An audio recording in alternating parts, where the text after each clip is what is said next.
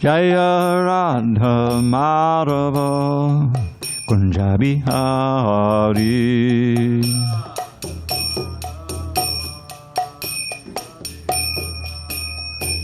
Gopi Jana Vallabha Girivardhari.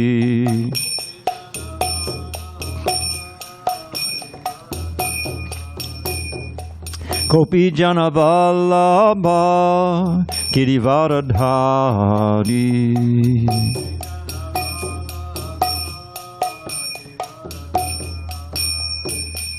Yashodanandana Bhajana Ranjana. Yashodanandana Bhajana Ranjana. Yamuna Tira Vanachari. Yamuna Tira Vanachari. Jaya Radha Madhava Kunja Bihari.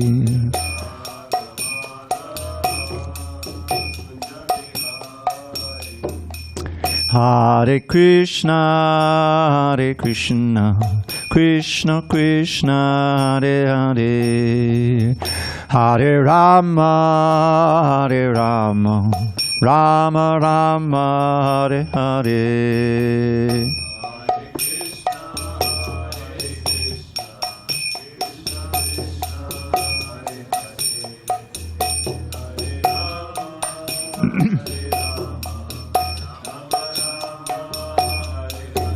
Hare Krishna, Hare Krishna, Krishna Krishna, Hare Hare, Hare Ram, Hare Ram, Ram Ram, Hare Hare.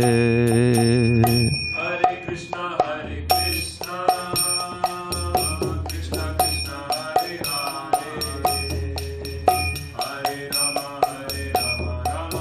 Rama, Rama Rama, Hare Hare. Hare Krishna, Hare Krishna, Krishna Krishna, Hare Hare, Hare Rama, Rama Rama, Hare Hare. Hare Krishna, Hare Krishna, Krishna Krishna, Hare Hare, Hare Rama, Rama Rama, Hare Hare.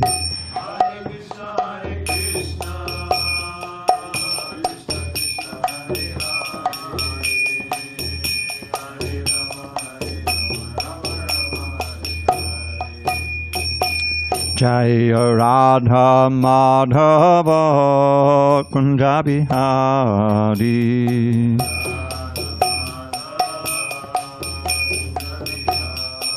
Jaya Radha Madhava Kunja Bihari.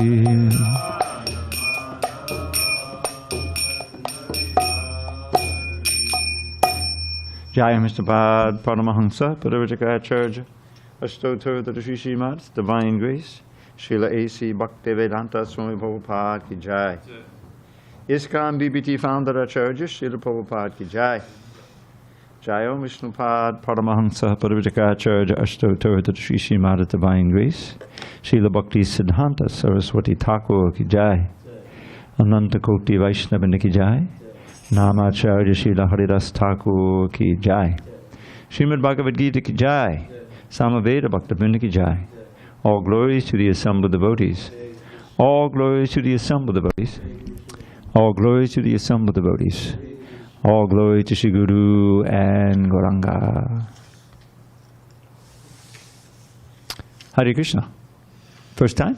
Yeah. Welcome. Friends. Yeah.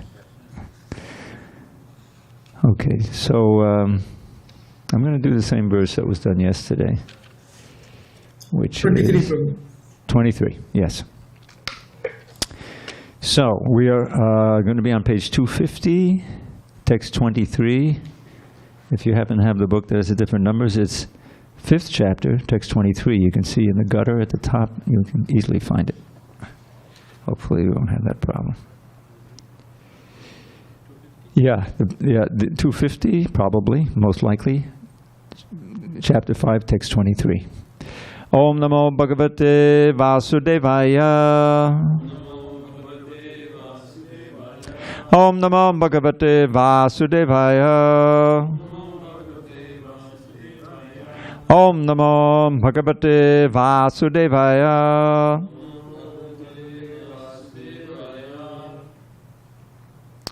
On the 16th day of August 2022 in San Diego, we're reading from Srimad Bhagavad Gita as it is, translation and commentary by His Divine Grace, HG Dravida Dasa Swami Prabhupada.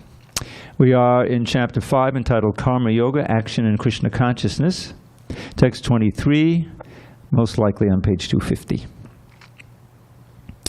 Shaknoti haiva ya sodhum prak sharira vimokshanat kama krodhodbhavam vegam sayukta sasukhi naraha shaknoti haiva yaksodham praksharira vimokshanat kama krodhodbhavam vegam sayukta sasukhi naraha shaknoti haiva yaksodham praksharira vimokshanat kama krodhodbhavam vegam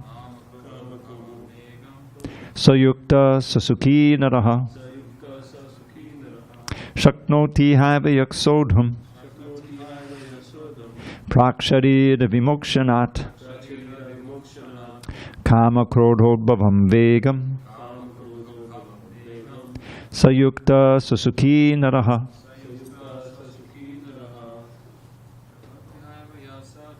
shaknoti haiva yaksodham praksharira vimokshanat kama krodhodbhavam vegam sayukta sasukhi naraha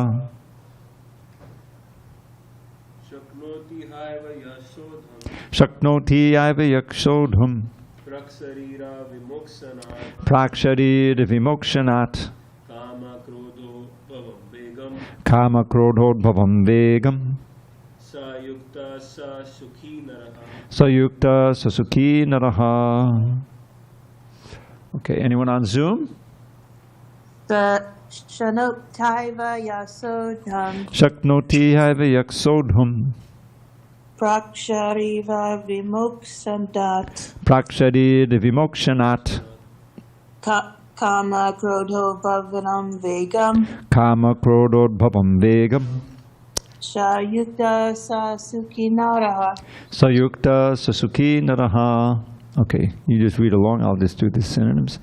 Shaknoti is able, iha eva, in the present body, yaha, one who, sodham, to tolerate, prak, before, sharira, the body, vimokshanat, giving up, kama, desire, krodha, and anger, udbhavam, generated from, vegam, urges, saha hi yuktaha, in trance, saha hi sukhi, happy, naraha, human being. Translation. Before giving up this present body, if one is able to tolerate the urges of the material senses and check the force of desire and anger, he is well situated and is happy in this world. Purport. If one wants to make steady progress on the path of self-realization, he must try to control the forces of the material senses. There are the forces of talk, forces of anger, forces of mind, forces of the stomach, forces of the genitals, and forces of the tongue. One who is able to control the forces of all these different senses and the mind is called a Goswami or Swami. Such Goswamis live strictly controlled lives and forego altogether the forces of the senses. Material desires, when unsatiated, generate anger, and thus the mind, eyes, and chest become agitated. Therefore, one must practice to control them before one gives up this material body. One who can do this is understood to be self-realized and is thus happy in the state of self-realization. It is the duty of the transcendentalist to try strenuously to control desire and anger. Om Jnana Timirandasya Jnanandana Shalakaya Chakshu Unmilitam Mena Tasmai Shri Gurave Namaha. I was born in the darkest of ignorance, but my spiritual master Srila Prabhupada opened my eyes with the torchlight of knowledge. I offer my humble obeisance to him and all members of Sri Parampara. So a few of you were here last night, and you may notice that we were doing the same verse because we want to try to have, all my classes on the whole Bhagavad Gita. So, what I like to do, as you've probably noticed, is to see everything in context. So this is very pertinent to the last three verses. So we're just going to go over those real quick. In text 21, well, text 21 works, text 22, text 20, a person who neither rejoices upon achieving something pleasant nor laments upon obtaining something unpleasant, who is self-intelligent, who is unbewildered, who knows the science of God, is already situated in transcendence. And then the next verse, continuing to describe such a person, such a liberated person is not attracted to material sense pleasure, but is always in trance, enjoying the pleasures within. In this way, the self-realized person enjoys unlimited happiness, for he concentrates on the Supreme. And then, one of my favorite verses, an intelligent person does not take part in the sources of misery, which are due to contact with the material senses. O son of Kunti, such pleasures have a beginning and an end, and so the wise man does not delight in them. And then the present verse, before giving up this present body, if one is able to tolerate the urges of the material senses and check the force of desire and anger, he is well situated and is happy in this world. So, just quickly, the whole idea in Krishna consciousness is, first of all, to understand what we actually are. What is our nature? In the very first lesson, Krishna begins his teachings in the second chapter, near the beginning, and he describes to Arjuna that the living entity, say the organism, is composed of two categories. One is the thing that we're so familiar with, this body. And the body, as we all know, is not just the external body, but also the subtle body. The mind, the emotions, the intelligence, all of that is part of our being. But Krishna explains right near the beginning there, he says, this is just one body you had, and it's constantly changing. Constantly changing. We can all remember when we were like 5, 6, 7, right? Some of the things come back, you remember that. Right? Who can forget, right? So we had a different body, we had a different mind, we had a different set of emotions. So the gross and the subtle body, we call it, were both different.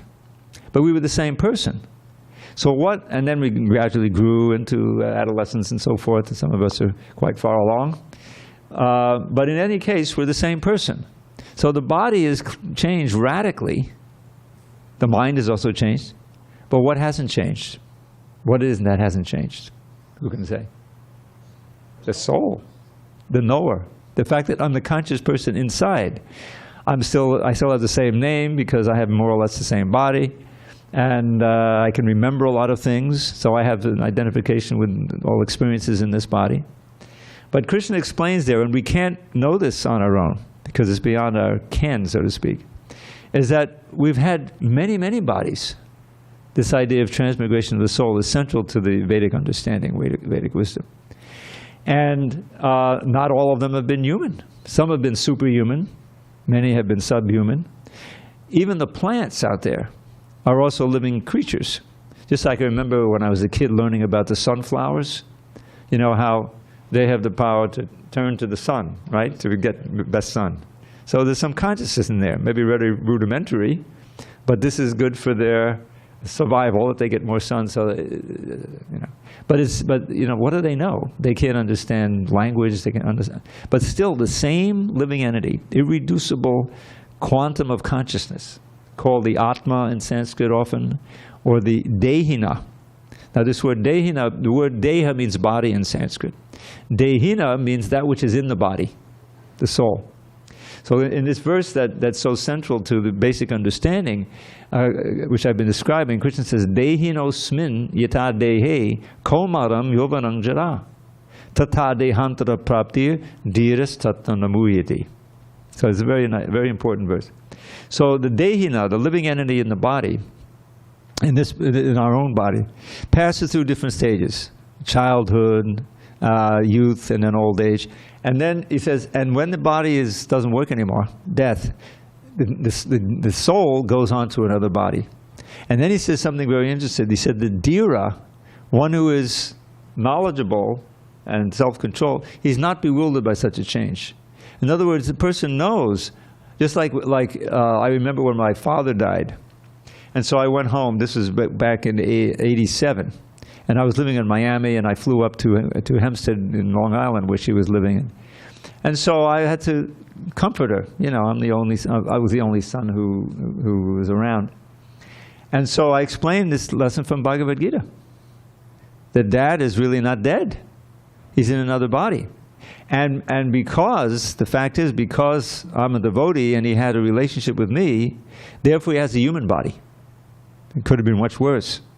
So in other words, it's not, yes, there is the brokenheartedness, the emotion of not having that same person who you loved and known all this. But you should know that he's not nothing, that he's gone on to another stage. So when you think about it, this changes everything. A calculation, what's important in life? What do we strive for? Well, the standard is, well, I want to be comfortable in life. I have to enjoy loving relationships. And, you know, everyone wants to do that. But you can't always do it because of circumstances. There's so much, you know, difficulty in that. But that's what life is all about, is, you know, trying to have some success and enjoyment in life. And you know there's going to be ups and downs and this, that. But Krishna says, no, no, no. This is a waste of human life. Because human life, if we accept that the living entity, the conscious being, certainly it's pretty clear in cats and dogs that they're living. Otherwise, why would, you know, they respond to you and all these things? They're living beings, you know? The idea that, oh yeah, the cows, they don't have any souls, you know, that's just a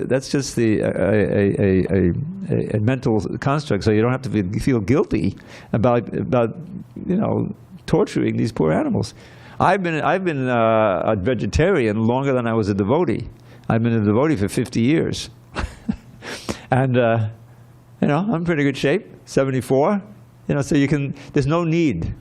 There's absolutely no need to eat animals. And if you look into it, it's pretty obvious that that's one of the big reasons why climate change is going on, isn't it? But people say, if everyone become a vegetarian, that would be a big cut on greenhouse gases, for sure. Really? Yeah. So there's no necessity for that. So what the Vedic wisdom says, beginning with Bhagavad Gita. Bhagavad Gita, although it's a substantial book, it takes a lot to really understand it. They're the ABCs, but those ABCs are essential for understanding, getting on the path of Krishna consciousness and Bhakti Yoga.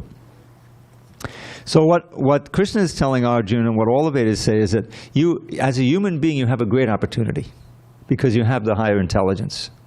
And you can fulfill the mission of life in this world, which is to develop a consciousness whereby you don't have to come back again. Because this round of birth, old age, disease, and death is like full of suffering, you can imagine.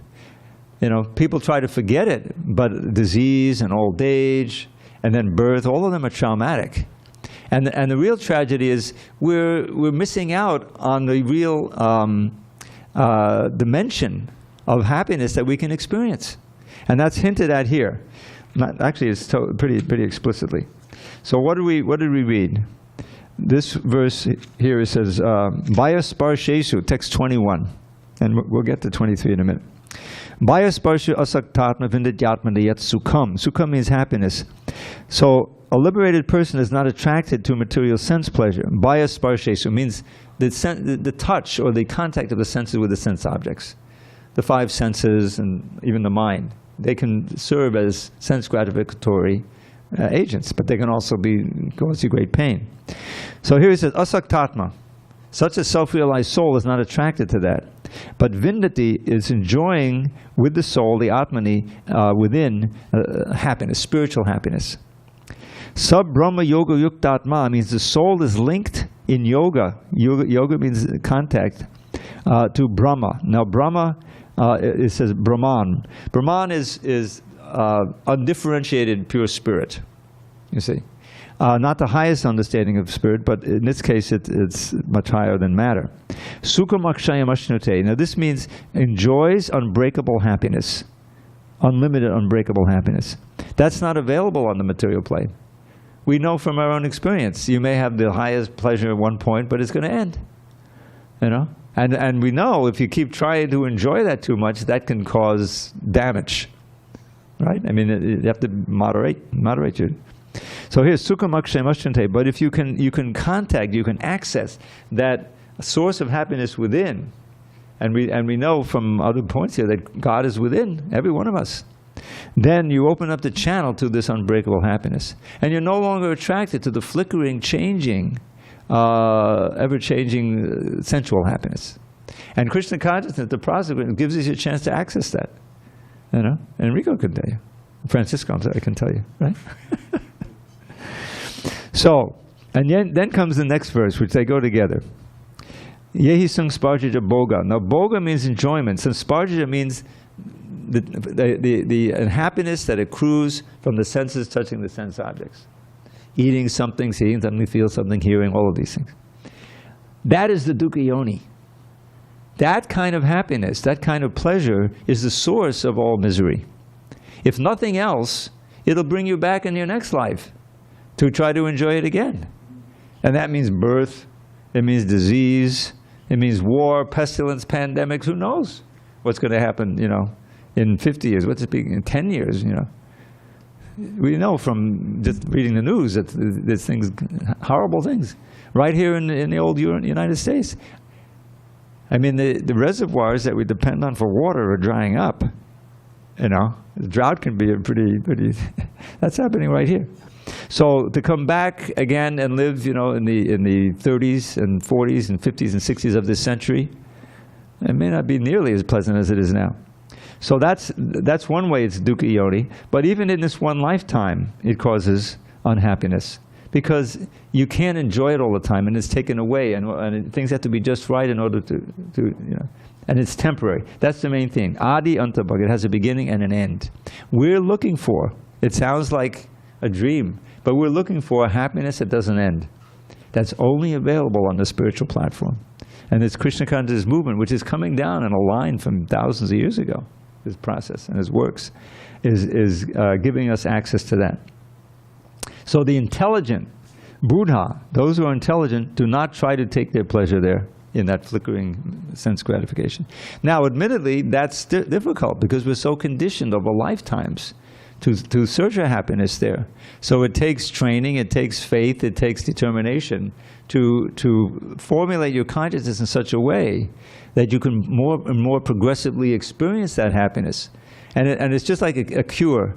If you get the higher taste, we say, of Krishna consciousness, then the desire for the other things actually goes away. Those things that you are so into and that you say you can't do without. Prabhupada tells a story.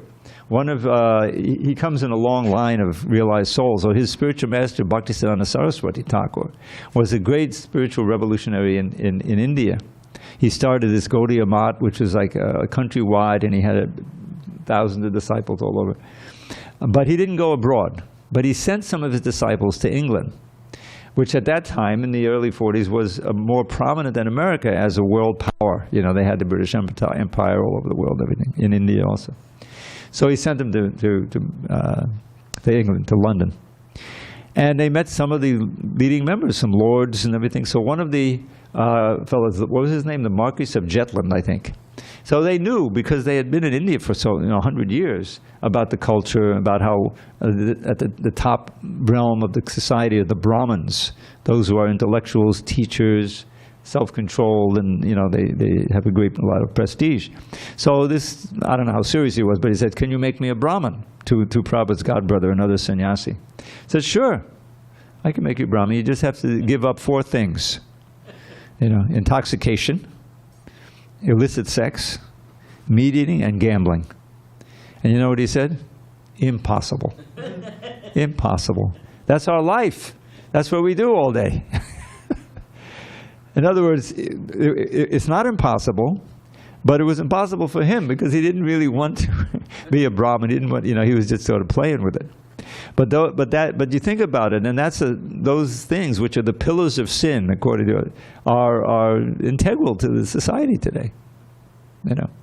But that's what it takes. That's if you want to be a Hare Krishna, seriously, take initiation and actually progress, then that's one of the things. On the negative side, this is the basic austerity. Illicit sex, basically sex outside of marriage, and there's other restrictions.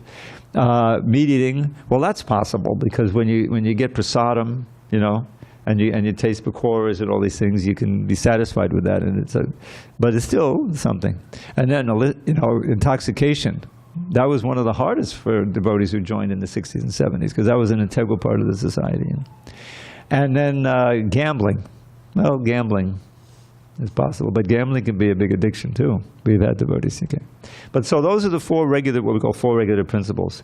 But in other words, to have any possibility of chanting, of following those, you need to take seriously to the chanting.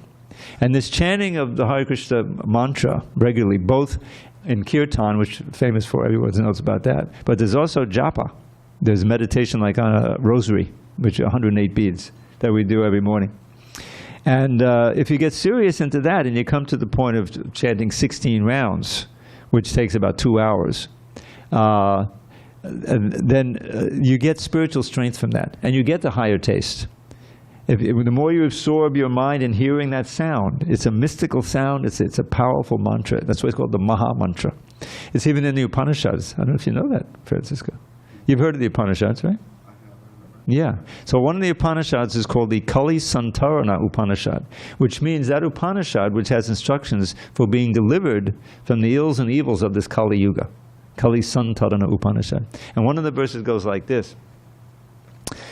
Hare Krishna, Krishna Krishna, Hare Hare. Hare Rama, Rama Rama, Hare Hare. Iti Shodashakam Nam Kali Kalmasha Nashanam Natak Padataropaya Sava Vedeshu Drishyate. He understood that. See, he's getting pretty good. Just from one Sanskrit he can understand. What that means is, these 16 names, Shodashakam means 16. These 16 names, if you count them, you see the 16 names. Kali Kalmasha Nashanam. So Kali is the present age. Kali means quarrel. You notice how there's always combat, in families, within groups, within parties, within nations. It's always happening. And so this is the age for that. So kalmasha are the evil qualities of living in this age. This is the age that's the worst for regular yoga practice. There's like 4 different ages which go like seasons, one after another. And this is the last of the ages. And we live 100 years maximum, where previous ages you live much longer, and things are much more peaceful and like that. So this age is full of all kinds of negativities.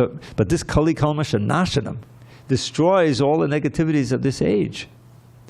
And then he says, by searching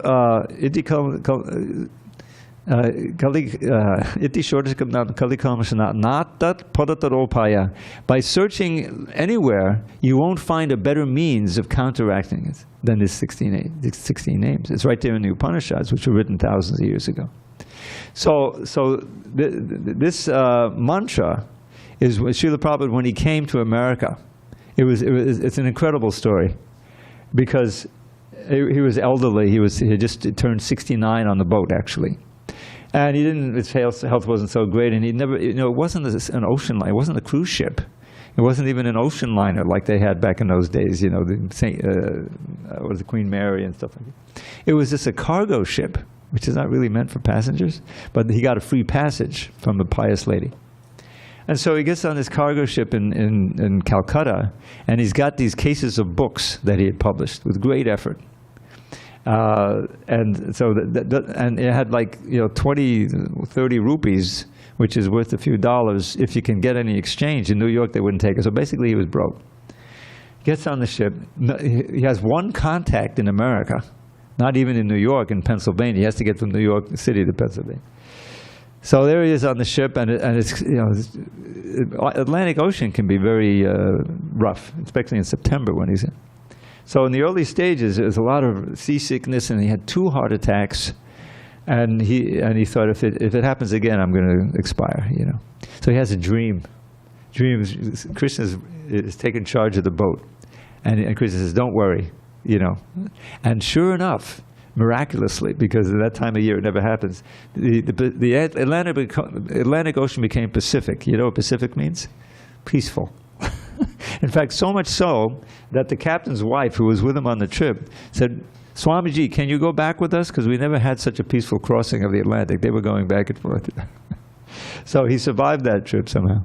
Came to America. And then for a whole year, he was basically going from here to there, trying to establish himself. It's a wonderful story. And then the timing was perfect. Because if you know history, I mean, I lived through it. I was a child of the 60s. There was this whole revolution in consciousness that developed in the 60s. Some of it had to do with drugs, LSD, you know, and stuff. But it was also a rebellion against materialism and an opening, you know, there was all kinds of things going on. So Prabhupada landed right in the middle of that in one of the main vortexes. One was on the East Coast, one was on the West. And the East Coast was called the East Village, which is downtown Manhattan, where I lived there a few years after Prabhupada. And the other was, of course, in San Francisco, which was Prabhupada's next stop. He went there. So he came there, and he went here and there, and wherever he went, he was trying to get him to chant. And there was some interest in yoga already, because the Beatles had become interested, and Allen Ginsberg and other, you know, they were opening up to the East. So there was some interest, fascination. So that was there. And finally, he was able to get some traction, if you will, down in the Lower East Side, and he started his first center, and you know, established the center. And then it's a long story I won't get into how he. But what did he give them? Why was he successful? Well, he was successful, one, because he was pure, and that would come out. People who were sensitive, they could go, "Oh, this person is sincere, and he's realized he's not." You know, he's not in it for the money. He's not trying to exploit us. He's trying to give us something. And as soon as you chanted Hare Krishna, with the, you know, the basic music, a few drums, they didn't have any madungas like we have or anything like that. There was something happens. You know, you can feel the change in your consciousness, and you come. And then there was the food. Prabhupada was a great cook, and he would make this wonderful prasadam, vegetarian. You know, so there's the dancing and the chanting and the prasadam, and so. He got some sincere followers. So the point is that there is this higher taste, and this verse we read today, Shaknoti Havyaksa, one can indeed tolerate the urges of the material senses and check the forces of desire and anger. They weaken. The more sincere you are in doing the practices, then anger, you know, you're much more tolerant, because you are hooked up to this sense of pleasure, you know. And you know, people will insult you on the road or something, and, you know, I'm wearing this dhoti. Who cares, you know? Whereas if you were, you know, hey, what are you talking about, you know? You know what I'm saying? It happens that way. I remember we used to go, when I was in Miami, we used to go chant Hare Krishna at the, what do they call the spring break in Fort Lauderdale, you know. Oh, thousands of young people would come, you know. And I remember we were on the beach and we're chanting, you know, some of them pouring beer on us, you know, Hare Krishna, you know. And I hope this isn't out of line. But, you know, we went on actually on the sand of the beach, you know, and we got mooned and this and that, you know. So, Hare Krishna, Krishna, you know. In other words, you're tolerant. They don't know. It's all out of ignorance. And you're hooked up to this, you know, kirtan. You didn't care less, you know what I mean? So that's proof, actually, that the force of anger is, you know, diminished, you know. You're not on the bodily concept of life. So the point is it works. So what this verse 23, he says, if one is able to tolerate the urges of senses and check for it, one is well situated and happy in this world. And that happiness is not up and down, but it can actually be sustained.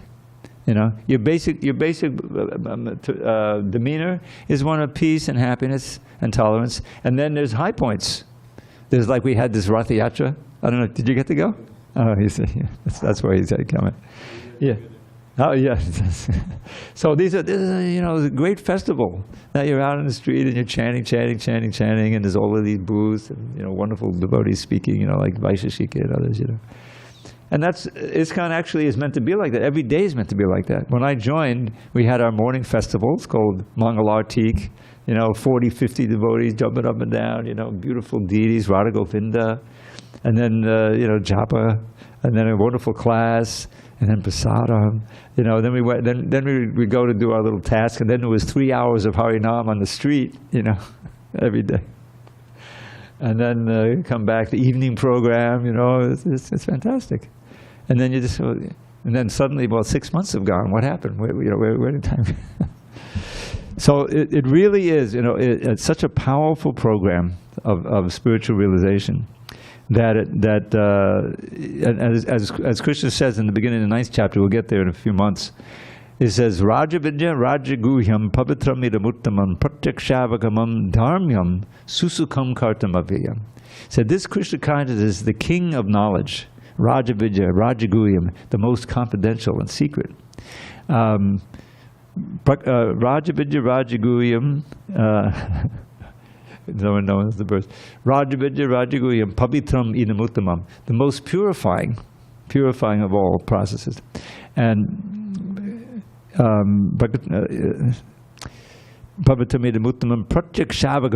this is very important. It's directly perceivable. It's not something, I'll do it, and at the end of life I'll get liberation. It's not like that. It's that here and now you can feel the result. So, and susukam kartama is very joyfully performed. You read in chapter 6, okay, you want to practice yoga? Go off to the Himalayas, live alone, find a secluded place. No, you don't forget about sex. In Krishna consciousness, there's sex in marriage. In other words, it's not verboten, but it's under regulation. But there is don't even think about it. Welcome, Prabhu. Hare Krishna. And then you sit down.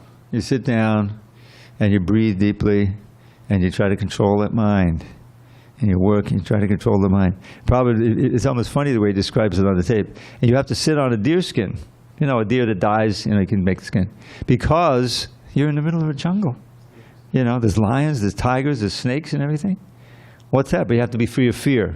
How can you be free of fear? I mean, out here all alone, sitting on this tiger over there. In other words, it's impossible. We're not going to do it. It's certainly, one of two, a few can do it. But it's not for everybody. But this process, you can do it right in the middle of the city here. This is the last place one would imagine to have a brahmachari ashram, two blocks from the Southern California beach in the middle of summer. But here we are. Dimitri, he's sattvic. He's steady. He lives here. I live a block away.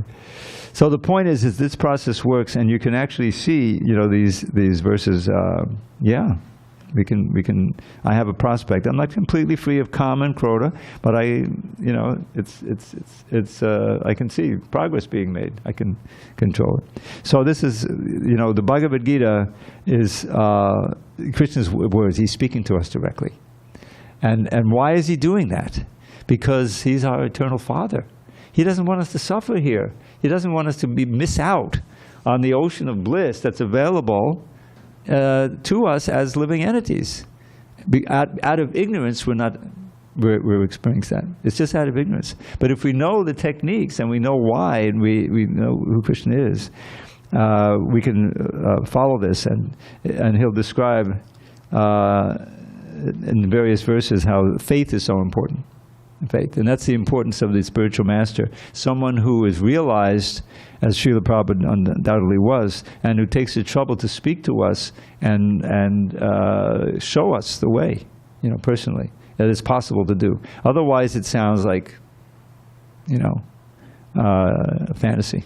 But it's not. The actual dream is the material life. The dream of happiness in this world, it's just a dream. You can get some happiness. But as we learn in this verse, that happiness, bhoga, is the source of your misery, because it keeps you linked here. And you're missing out on the ocean of endless, ever-increasing bliss that's there in Krishna consciousness. So where should we, we're all investors. Let's think of it as an investment. We're investing our time, our energy, our attention. What should we invest our energy in? trying to maximize our, minimal happiness available in this life, or actually exploring the path of bhakti, of bhakti yoga, by which we can make progress toward that life of endless happiness. So the answer is a no-brainer, provided that we have faith in it. That's the faith. But it is there, and we have a whole range of this, what we call the Siddhika session, realized masters in the past who can testify to it. Okay, I'll stop haranguing you. Any questions, comments? We can move on. Yes, Francisco. Maybe we can activate the other mic in case we have it. Hare Rama. Haribol. So, what you said, I think it's big about faith, Faith. what you mentioned. Could you mention that? Because, like when I first heard about the Maha Mantra, like it did sound like fantasy. On pure ignorance. But like, let's say, can you explain who is Krishna and who is Rama? You want me to explain who Krishna and Rama are? Yeah. Yeah. For someone who wouldn't know, just can you introduce? Who doesn't know anything? Yeah. All right. So the word Krishna, first of all, is based on this word, Sanskrit word karshana, which means to attract. Generally, we learn, what does Krishna mean? It means the all attractive, the supreme personality of Godhead. Prabhupada has that phrase. So that would indicate there are those personalities of Godhead who aren't supreme, and that's actually true. That God, it's really inconceivable. Just one of the most inconceivable things about God, about Krishna, is that He's everywhere and He knows everything. Not just what's happening now, but as He says in the 7th chapter, Vedaham samatitani vartamanani charjana bhavishyani bhutini mamta vedantashana. I know everything that's happened in the past, everything that's happening now, and everything that will happen in the future. Now that's just mind-blowing, to think about it. Comparing to ourselves, we don't know anything really what's happening right now. What to speak of the future? We know a little bit about what's going on, and as human beings, a little more than the animals. So the idea is that Krishna means all attractive, and it's been defined, by the sages. This Parashara Muni, who's Vedavyas's father, he wrote this verse that's often quoted. Aishwarasya samagrasya viryasya yashashakshya jnana vairagyasya vashanam bhaga itingana. Shana means 6. So one who is full in these 6 opulences that I'll mention, which I think we can all agree are opulences, is known as Bhagavan. He has them in completeness. So the first one is Aishwarya, wealth. Certainly wealth is an opulence, But who can say, I have all the wealth in the world? No one. What to speak in the universe or in creation? So Krishna owns it all. Because He created it all. It's all made from His energy. Whatever wealth has been created, He's emanated it. Viryasya, strength. Who could be stronger than God?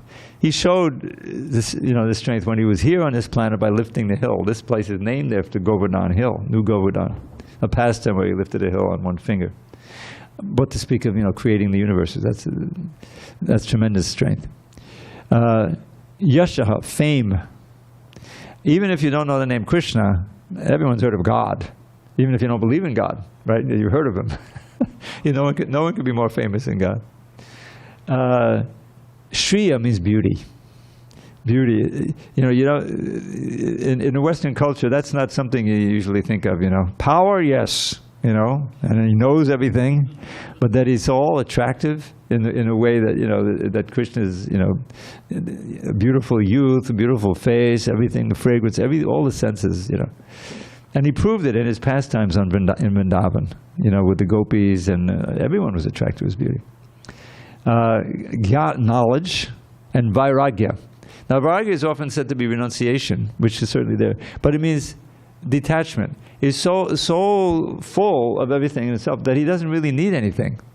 And He proved it by leaving the gopis, in the middle of the rasa dance, and by,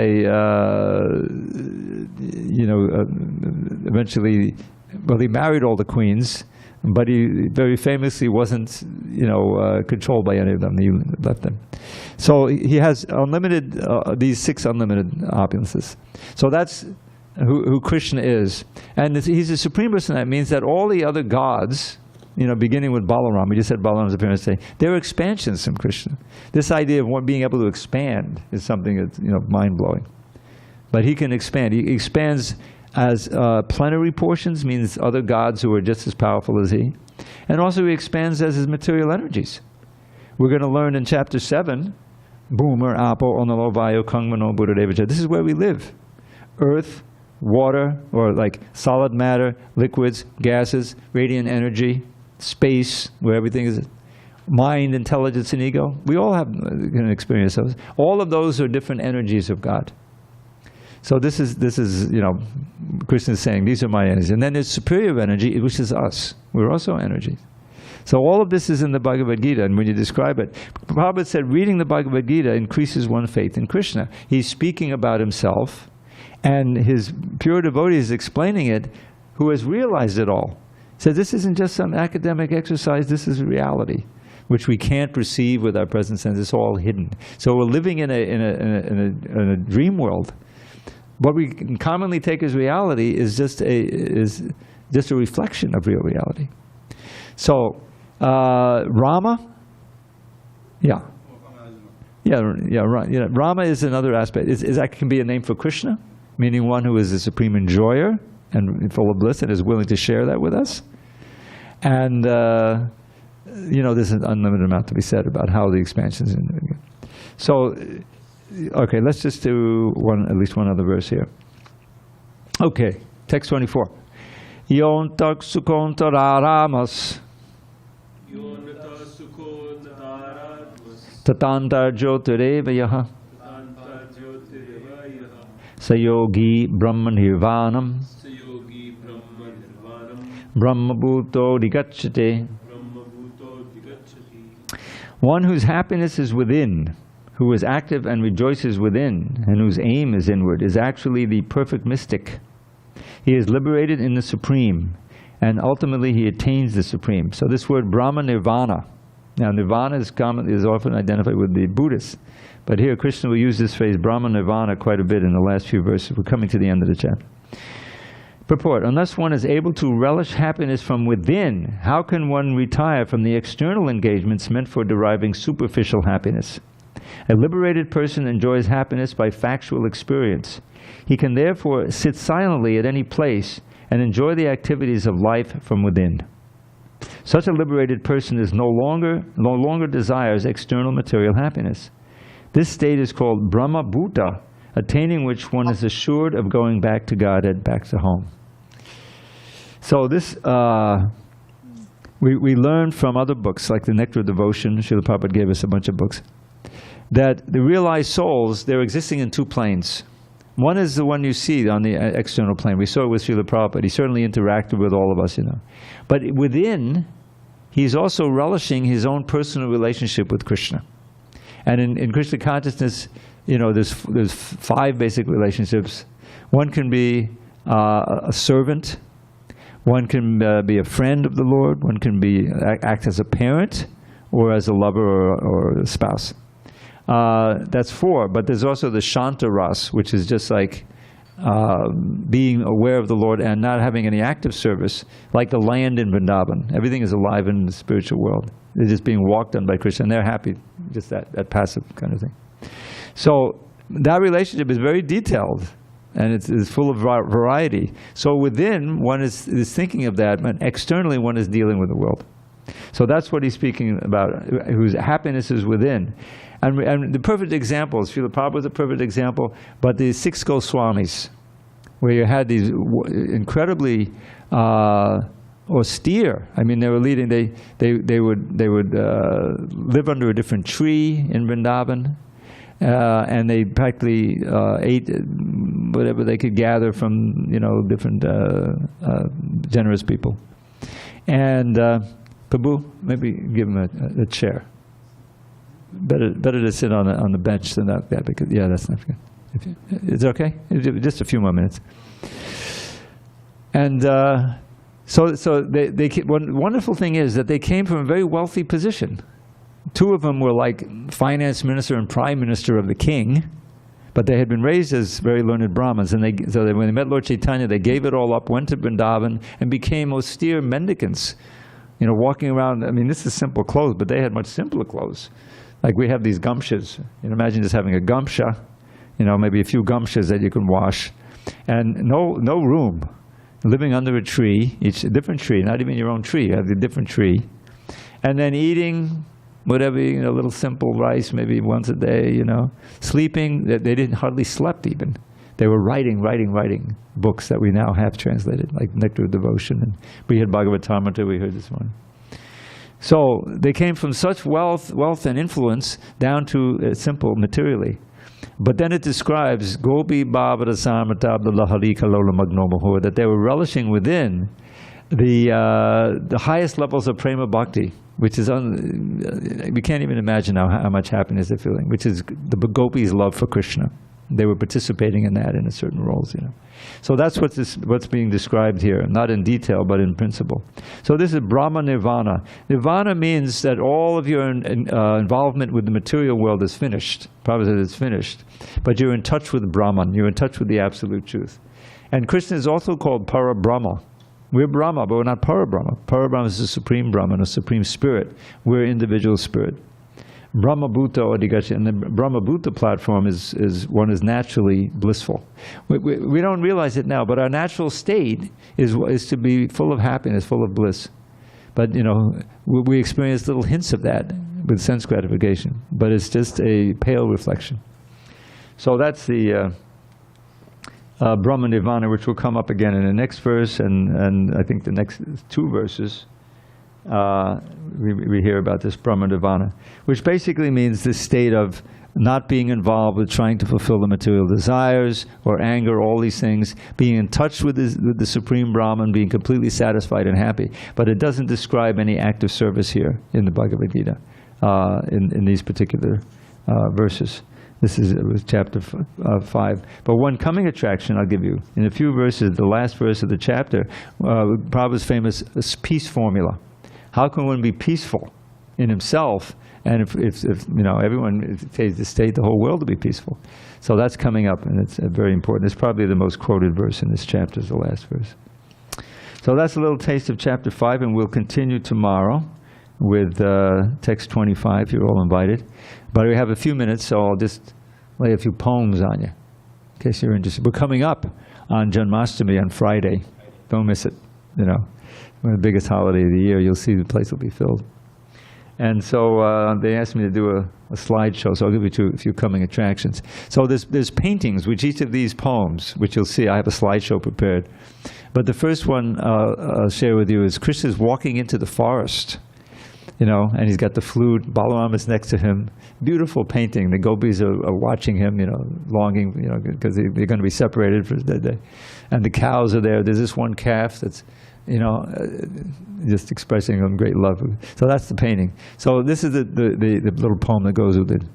With lovely peacock plume upon his head, and fragrant flower placed upon each ear, he enters Braja's woods with graceful tread, a handsome dancing actor without peer. His golden yellow raiment brightly glows, his splendid garland reaches to his knees, and from his luscious lips the nectar flows and fills his flute with charming melodies. As Krishna thus begins his blissful day, with cowherd friends who sing his glory sweet, he beautifies Vrindavan's forest way with fine impressions of his lotus feet.